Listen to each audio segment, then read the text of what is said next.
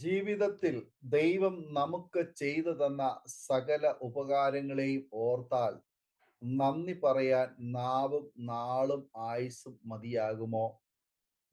ജീവിതത്തിൽ എത്ര പ്രതികൂലങ്ങളിൽ കൂടി നാം കടന്നുപോയി. സ്വന്തക്കാരും സ്നേഹിതരും അപ്രതീക്ഷിതമായി കടന്നു വന്ന മഹാമാരിയിൽ ഭൂമിയിൽ നിന്നും മാറ്റപ്പെട്ടപ്പോൾ അവരുടെ ശരീരം പോലും ഒന്ന് കാണാനാകാതെ മരണത്തിന് മുൻപിൽ പകച്ചുപോയ എത്രയോ ദിനങ്ങൾ. യാതൊന്നും നമുക്ക് സംഭവിക്കാതെ ജീവൻ ലഭിച്ചത് ദൈവത്തിൽ നിന്നും നാം അനുഭവിക്കുന്ന വലിയ നന്മയല്ലേ? മാരകമായ രോഗത്താൽ വാടി ഉലഞ്ഞപ്പോൾ ഭയാനകമായ അവസ്ഥയിൽ നിന്നും കരം തന്ന് വിടുവിച്ചത് ദൈവം തന്ന വലിയ നന്മയല്ലേ? ജീവിത ഭാരങ്ങളിൽ താങ്ങായി ഇന്നുവരെ നിർത്തിയത് നമ്മുടെ കഴിവുകൊണ്ടോ ബുദ്ധിശക്തി കൊണ്ടോ ആരോഗ്യം കൊണ്ടോ ധനം കൊണ്ടോ പ്രശസ്തി കൊണ്ടോ അല്ല, കർത്താവിന്റെ കൃപയുടെ വലിപ്പം കൊണ്ട് മാത്രമാണ്. ആശുപത്രിയിലെ ഐസിയുവിൽ കിടന്നപ്പോൾ ശ്വസിച്ച ശ്വാസത്തിന് വലിയ വില കൊടുക്കേണ്ടി വന്നിട്ടില്ലേ? എത്ര വലിയ വിലയുള്ള ഓക്സിജനാണ് ദൈവം നമുക്ക് എന്നും ശ്വസിക്കുവാനായി ദാനമായി നൽകിയിരിക്കുന്നത്. ഇന്നും അത് അനുഭവിച്ചു കൊണ്ടിരിക്കുകയല്ലേ? ജീവിതത്തിൽ ദൈവം തന്ന നന്മകളെ അയവിറക്കുന്നത് നല്ലതാണ്. ദൈവം ചെയ്ത നന്മകളെ ദാവീദ് ഓർത്ത് ഇങ്ങനെ പറഞ്ഞു: യഹോവ എനിക്ക് ചെയ്ത സകല ഉപകാരങ്ങൾക്കും ഞാൻ അവന് എന്ത് പകരം കൊടുക്കും? 116 സങ്കീർത്തനം 12 വചനം. വീണ്ടും ദാവീദ് 103 സങ്കീർത്തനം 2 വാക്യത്തിൽ പറയുന്നു: എൻ മനമേ യഹോവയെ വാഴ്ത്തുക, അവന്റെ ഉപകാരങ്ങൾ ഒന്നും മറക്കരുത്. എന്താണ് ദൈവം ചെയ്ത വലിയ ഉപകാരങ്ങൾ എന്ന് ദാവീദ് തുടർന്നുള്ള വാക്യങ്ങളിൽ പ്രതിപാദിക്കുന്നു. അവൻ നിന്റെ അകൃത്യം ഒക്കെയും മോചിക്കുന്നു, നിന്റെ സകല രോഗങ്ങളെയും സൗഖ്യമാക്കുന്നു. അവൻ നിന്റെ ജീവനെ നാശത്തിൽ നിന്ന് വീണ്ടെടുക്കുന്നു. അവൻ ദയയും കരുണയും നിന്നെ അണിയിക്കുന്നു. 103 സങ്കീർത്തനം 3-4 വചനങ്ങൾ. ദൈവം ചെയ്ത 6 വലിയ ഉപകാരങ്ങളെ കുറിച്ച് തിരുവെഴുത്തുകൾ നമുക്ക് കാണുവാൻ കഴിയുന്നുണ്ട്. ഒന്ന്, കരുണാസമ്പന്നനായ ദൈവം നമ്മെ സ്നേഹിച്ചു എന്നുള്ളതാണ്. ദൈവം നമ്മുടെ ജീവിതത്തിൽ ചെയ്ത ഏറ്റവും വലിയ ഉപകാരം, കരുണാസമ്പന്നനായ ദൈവം നമ്മെ സ്നേഹിച്ചു. തൻ്റെ പുത്രനായ ക്രിസ്തു യേശുവിനെ പാപിയായിരുന്നപ്പോൾ നമ്മെ സ്നേഹിക്കേണ്ടതിന് വേണ്ടി ഈ ഭൂമിയിലേക്ക് അയച്ചു എന്നുള്ളതാണ്. തൻ്റെ ഏകജാതനായ പുത്രൻ വിശ്വസിക്കുന്ന ഏവനും നശിച്ചു പോകാതെ നിത്യജീവൻ പ്രാപിക്കേണ്ടതിന് ദൈവം അവനെ നൽകുവാൻ തക്കവണ്ണം ലോകത്തെ സ്നേഹിച്ചു.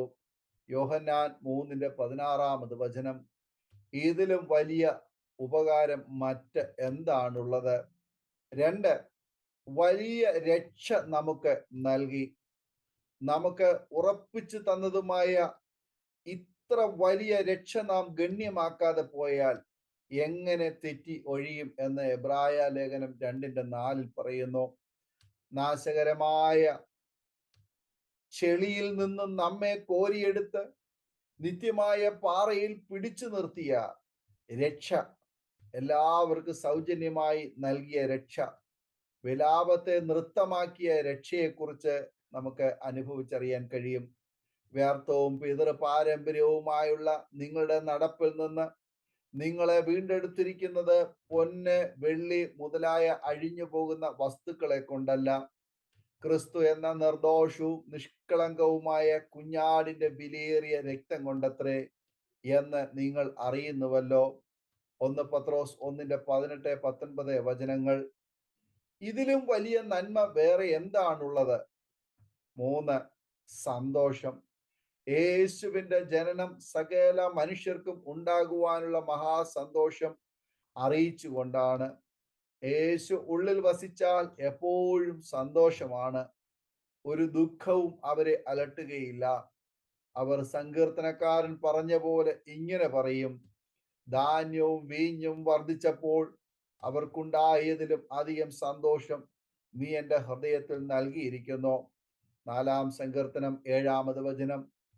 യേശുവിൽ സന്തോഷം കണ്ടെത്തിയാൽ അവർ എന്നും ദൈവത്തെ ഘോഷിക്കുന്നവരായി മാറും. 4, സമാധാനം എന്നുള്ളതാണ്. ദൈവം മാനവജാതിക്ക് നൽകിയ വലിയ നന്മ എന്ന് പറയുന്നത് അത് ദൈവത്തിന്റെ സമാധാനമാണ്. യേശു പറയുന്നു, സമാധാനം ഞാൻ നിങ്ങൾക്ക് തന്നേച്ചു പോകുന്നു, എൻ്റെ സമാധാനം ഞാൻ നിങ്ങൾക്ക് തരുന്നു. ലോകം തരുന്നത് പോലെയല്ല ഞാൻ നിങ്ങൾക്ക് തരുന്നത്. നിങ്ങളുടെ ഹൃദയം കലങ്ങരുത്, ഭ്രമിക്കുകയും അരുത്. യോഹന്നാൻ 14:27. ഇതിലും വലിയ ആശ്വാസം നമുക്ക് എവിടെ നിന്ന് കിട്ടും? 5, പരിശുദ്ധാത്മാവ്. ദൈവം നമുക്ക് നൽകിയ വലിയ ഉപകാരം അവിടുത്തെ ആത്മാവിനെ നമുക്ക് നൽകി എന്നതാണ്. നമ്മുടെ ആശ്വാസദായകൻ, നമ്മുടെ സഹായകൻ, നമ്മുടെ കാര്യസ്ഥൻ, നമ്മുടെ അഭിഭാഷകൻ, നമ്മെ സകല സത്യത്തിലും വഴി നടത്തുന്ന വഴികാട്ടി, നമ്മുടെ ഗുരു, പ്രതികൂലങ്ങളിൽ ഏകാന്തതകളിൽ കൂടെയിരുന്ന് ശക്തിപ്പെടുത്തുന്ന ആത്മാവ്.